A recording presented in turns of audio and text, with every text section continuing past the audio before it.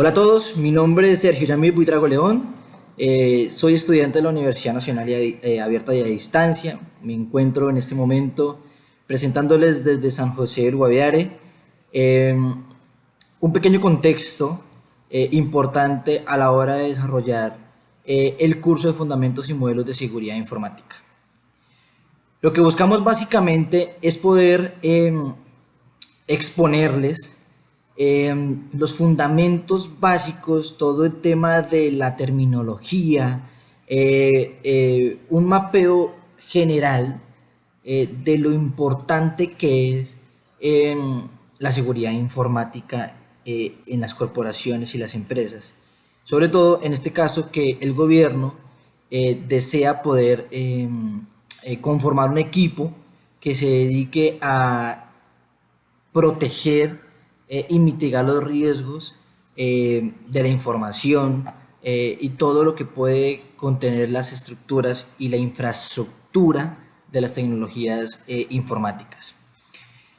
Básicamente haré un pequeño resumen de los conceptos, de los modelos, de las normas que nos permiten poder entender y reconocer la importancia de generar grupos especializados para proteger la información. ¿Por qué es importante tener un mapeo de la información? Porque nos permite conocer la importancia y la generalidad a la hora de aprender todo lo relevante a la seguridad de la información.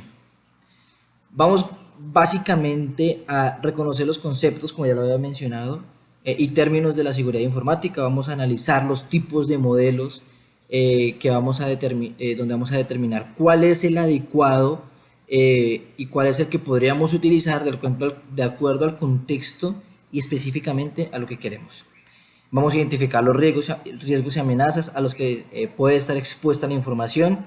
Vamos a entender cómo se nombran los actores, los individuos, la manera en la que estas personas se identifican en el entorno tecnológico y que algunos afectan, bueno, la mayoría afectan negativamente la seguridad de la información, los datos, la infraestructura física, pero hay otros que también se encargan de detectar estas vulnerabilidades para poder generar mecanismos de protección. Y también vamos a analizar y crear mecanismos, como lo acabo de mencionar, de protección para las personas, como por ejemplo cómo nos podemos loguear, cómo podemos crear accesos determinados, y también para las infraestructuras. Ahora,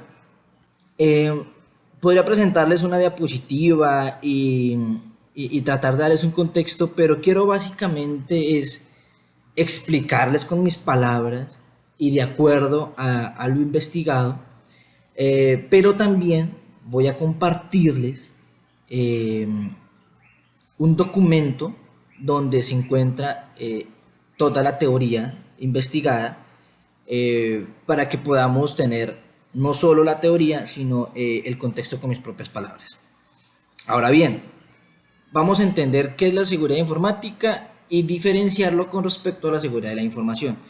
Donde la primera, y después de leer algunos artículos relacionados con esto, concluyo que esta se define, la seguridad informática, como un área tecnológica que se encarga de proteger, prevenir y preservar todo lo que impactan en los medios tecnológicos, como el software, el hardware y las personas que intervienen en la ejecución de estos medios. Mientras que la seguridad de la información se trata de la forma como tratamos los datos, la información en todo el contexto, o sea, todo lo que contiene el término información. La seguridad de la información, puesto que nosotros manejamos medidas o técnicas con el fin de darle un buen uso a la información y que no caiga en manos inapropiadas que ponga en riesgo las organizaciones. Es decir, mientras por un lado lo que buscamos es proteger los activos de información, datos, por otro también lo que hacemos con la seguridad informática es proteger la infraestructura eh, que trata, almacena y reproduce la información. Ahora, por un lado, la seguridad informática protege, como lo venía diciendo, equipos, protege aplicaciones, protege las personas que usan las aplicaciones y el software, crea sistemas que defienden contra ataques cibernéticos. También se establecen normas para el desarrollo de aplicaciones que contengan y mitiguen los riesgos. Mientras que en la seguridad de la información lo que hacemos es crear o nos basamos en normas para procesar y compartir la información. Clasificamos la información de acuerdo a criterios de atributos como integridad, disponibilidad, confidencialidad, y además plantea prácticas que se basan en la ética a la hora de tratar la información. Y finalmente también establece métodos de almacenamiento. Dentro de los estándares que podemos encontrar y que vamos a desarrollar y que son importantes a la hora de tener un método, a la hora de poder desarrollar métodos que nos permitan hacer muy bien nuestro trabajo, tenemos el estándar COVID, que básicamente busca que en una empresa exista la forma de controlar y generar mecanismos para supervisar los sistemas de información,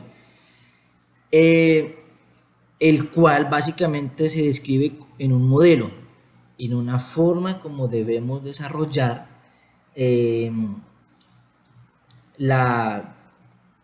control, la supervisión de los sistemas.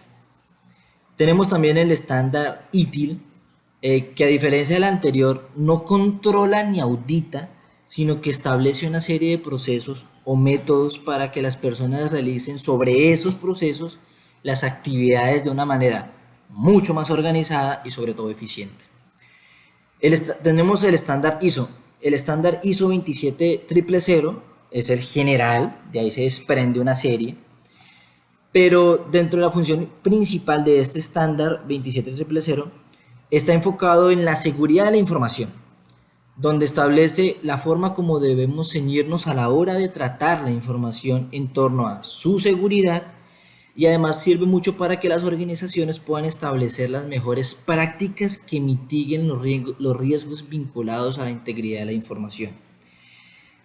Ya de acá se desprende el estándar ISO 27001, que básicamente se destaca porque contiene la protección de la información en las empresas, y lo que hace es que busca gestionar la seguridad de la información.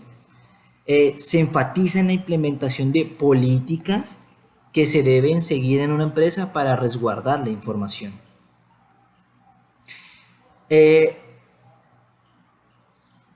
Vamos ahorita les voy a explicar el por qué es importante establecer mecanismos y protocolos para resguardar la información y la infraestructura tecnológica, puesto que actualmente, así como la naturaleza evoluciona, nuestro conocimiento y nuestro entorno también evoluciona, lo que hace que podamos estar expuestos ante delincuentes. Por ejemplo, yo actualmente soy funcionario de un banco y resguardar la información es bastante importante, sobre todo a la hora de que los clientes tengan muy presente que estamos expuestos a delincuentes que traten de robar nuestra información para básicamente, literal, desocuparnos las cuentas. Todo esto tiene un término y es llamado ingeniería social.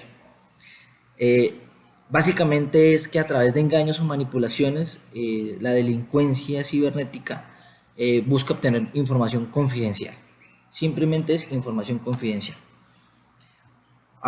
Voy a enumerar simplemente 5 ejemplos yo creo que dentro de los más utilizados actualmente, que es el phishing, donde a través de correos electrónicos que contienen vínculos Los delincuentes esperan que las víctimas ingresen a estos links y depositen la información que desean. Los casos más notorios es cuando, por ejemplo, envían correos haciéndose pasar por entidades financieras, alertando a los clientes sobre aparentes bloqueos. Ah, no, es que se le bloqueó la cuenta o se le bloqueó la clave y que para activarla debe ingresar a un link y diligenciar unos datos. Básicamente los datos que lo solicitan son los que necesitan para poder sacar el dinero de las cuentas. Y supuestamente si no lo hacen, entonces el dinero se bloquea, ya no va a poder utilizar la cuenta. Tenemos el malware. Este ya es un virus como tal que busca robar información. Actualmente no solo se envían a través de correos, sino que por medio de redes sociales o chats, a través de la descarga de un archivo que contiene el virus. Un ejemplo claro es cuando, por ejemplo, en WhatsApp envían un supuesto video o audio y este, en vez de abrir o reproducir ese archivo, aparentemente lo que hace es que abre como una especie de página y automáticamente descarga un virus que incluso hasta la persona ni siquiera se da cuenta que se ha descargado, bien sea en el portátil, bien sea en el computador de escritorio o bien sea en un teléfono celular.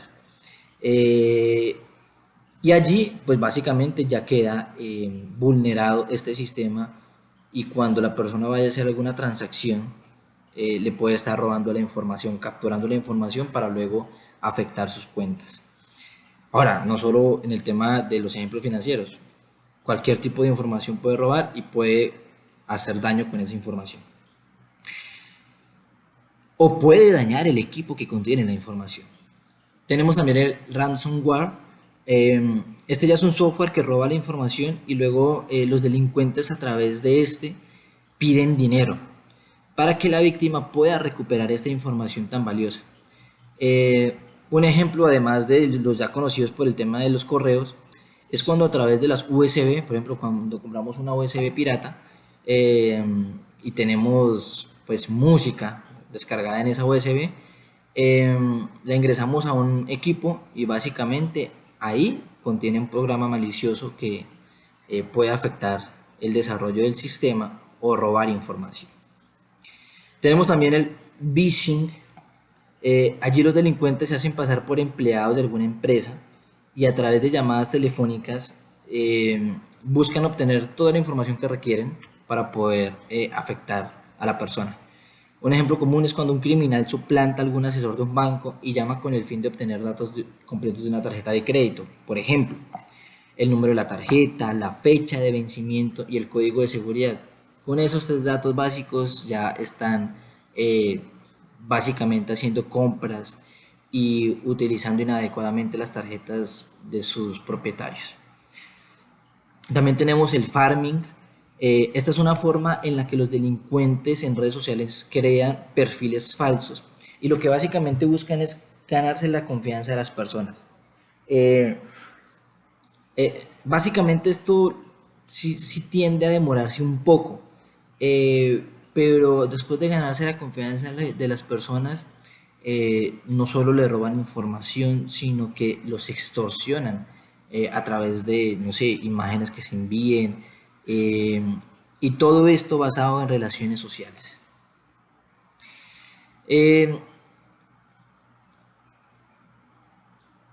Dentro de todo este marco tenemos algo que se llama la seguridad digital.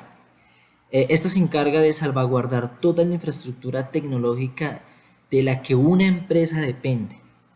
Básicamente está compuesto de 3 pilares, que es el software, el hardware y la red.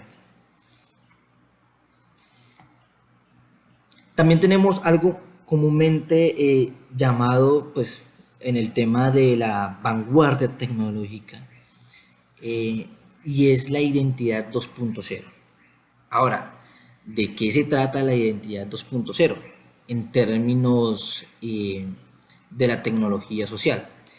Así como nosotros en nuestro relacionamiento personal, físico, tenemos una forma en la que nos damos a conocer de acuerdo a nuestra forma de vestir, mi cabello, mi aspecto físico, mis actitudes, mi carácter, la manera como de manera personal me identifico como actor social, también en el Internet expresamos estas características, pero en un entorno digital. Como por ejemplo, los mensajes que compartimos, la música que escuchamos, qué tipo de música escuchamos, las fotos que subimos en redes sociales, eh, las búsquedas que hacemos de pronto en términos políticos, nuestros gustos de compras, nuestros gustos, por ejemplo, de deportes, eh, música, como ya lo había mencionado, y así de esta manera eh, generamos una identidad digital. Existen, ahora, así como nosotros tenemos una manera de reconocernos físicamente y basado en lo anterior, generamos una identidad digital, eh, podemos generar como una especie de posibilidad de que las personas nos suplanten. Normalmente, así como tratan de suplantarnos físicamente, al conocer nuestras identidades digitales, los delincuentes pueden suplantarnos y se hacen pasar bien sea por cualquier persona digital, eh, y todo esto es con la única y exclusiva intención inicial es de robar, bien sea recurso económico, robar información, y afectar obviamente a las empresas de las cuales pues dependen estas personas o estos profesionales.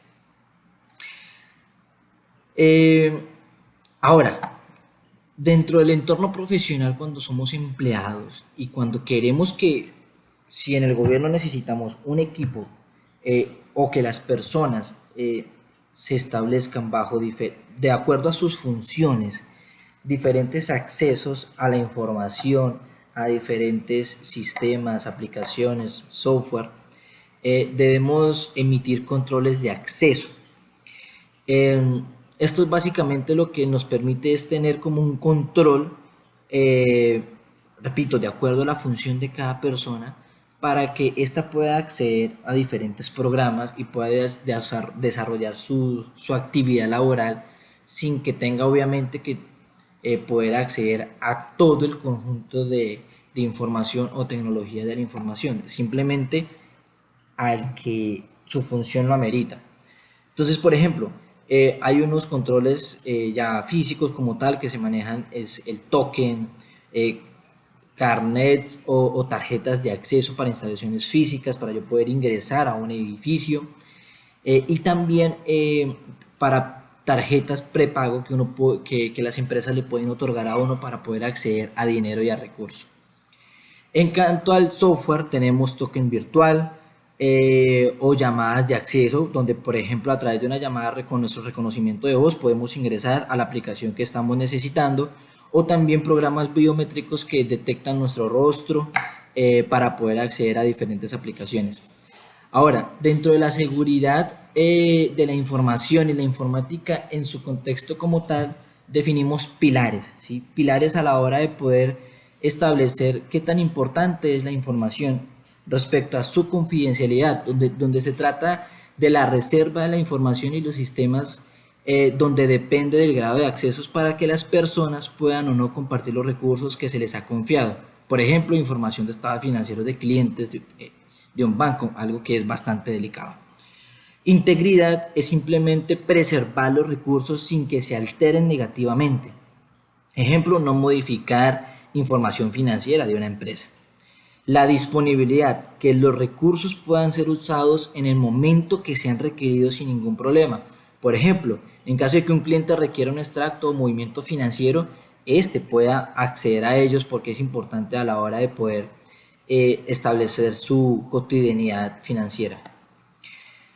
Ya casi para finalizar, vamos a entender y a reconocer básicamente cómo se nombran los actores o individuos o cómo se hacen llamar en los medios tecnológicos individuos que tratan de realizar o afectar los sistemas de información, pero también hay algunos que buscan hacer eso para poder establecer mecanismos de defensa. Por ejemplo, Tenemos los black hackers, que son básicamente criminales cibernéticos, o también les llaman de sombrero negro, que buscan causar daños a través de sus actividades maliciosas. Por ejemplo, aquellos que atacan páginas de entidades gubernamentales. Por eso es importante en este tema que el gobierno pueda invertir en esto para salvaguardar la información. O también son delincuentes que crean software o virus con el fin de robar información. Tenemos los hackers blancos, que son personas que saben de este tipo de informática y buscan como tratar de encontrar las vulnerabilidades de los sistemas, pero para poder generar sistemas de protección y herramientas para que los sistemas puedan tener mayor seguridad. Los crackers son personas que básicamente no crean el software o virus como si lo hacen, por ejemplo, los hackers de sombrero negro, sino que ya utilizan programas desarrollados por los hackers de sombrero negro para hacer daño, es decir, utilizan las herramientas, más no las crean. Los pre-hackers, básicamente lo que busca estas personas o se especializan como en afectar o acceder a sistemas telefónicos, es decir, su especialización es dañar los sistemas a través de las redes telefónicas, utilizando la ingeniería de estas redes o creando programas. Normalmente hacen llamadas desde teléfonos o líneas de terceros. Es como para, de alguna manera, poder realizar llamadas gratuitas, normalmente. Tenemos los lambers. Esta es la forma en la que nombramos o clasificamos a las personas por su nivel de conocimiento para acceder a sistemas que no deberían. Normalmente estas personas son las que utilizan pequeños programas para acceder a claves de Wi-Fi y poder así navegar de manera gratuita. Y como tal, el contexto general de un hacker es el nombre que se les da a las personas que tienen conocimientos en sistemas informáticos y crean desde cero software con el fin de acceder a sistemas sin permiso. Como se detalló anteriormente, pueden hacer esto con el fin de causar daño, o también están los que lo hacen para ayudar a proteger los sistemas informáticos. Dentro de esto podemos resumir que es importante para el gobierno poder establecer un equipo de seguridad informática con el fin de, primero, conocer los riesgos a los cuales puede estar vulnerable la información y los sistemas de la infraestructura tecnológica. Entender las normas y políticas que debemos seguir como funcionarios, no solo en el tema de la tecnología, sino todo funcionario, desde un mensajero, desde un auxiliar contable, para que pueda salvaguardar la información.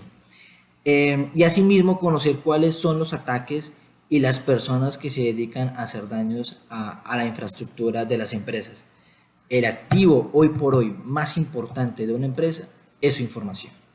Así que con esta pequeña presentación y con el documento que les voy a emitir, espero que sea un contexto, si bien muy preliminar o muy básico, muy superficial, que sea importante poderlo reconocer y entender que partiendo de esto vamos a crear grandes mecanismos para la seguridad de la información. Muchísimas gracias y esperamos que haya sido muy valioso para ustedes.